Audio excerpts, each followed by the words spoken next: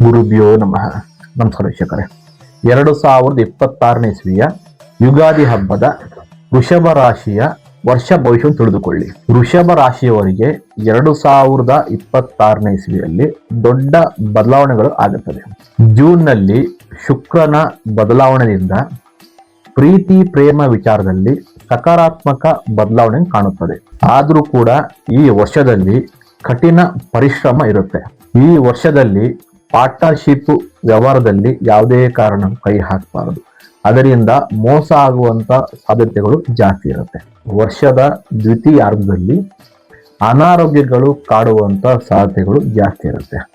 ಈ ವರ್ಷ ನಿಮಗೆ ಅದೃಷ್ಟದ ಬಾಗಿಲು ಓಪನ್ ಆಗುತ್ತೆ ಅಂತಾನೆ ಹೇಳಬಹುದು.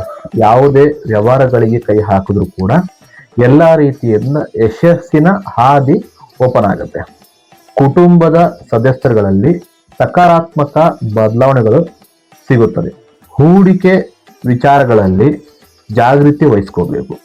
ಹಾಗೆಯೇ ವಿನಾಕಾರಣ ಖರ್ಚುಗಳನ್ನು ಕಮ್ಮಿ ಮಾಡಬೇಕು. ಹಾಗೆ ಈ ವರ್ಷದಲ್ಲಿ ಅನಾರೋಗ್ಯ ಕಾರಣ ಅಂತ ಹೇಳಿದ್ವಿ. ಇದರಿಂದ ನಿಯಮಿತವಾದ ಆಹಾರ, ವ್ಯಾಯಾಮ, ಯೋಗಗಳನ್ನು ಮಾಡಿದ್ದಲ್ಲಿ ಅನಾರೋಗ್ಯದ ಸಮಸ್ಯೆಗಳು ಕಡಿಮೆ ಆಗುತ್ತೆ.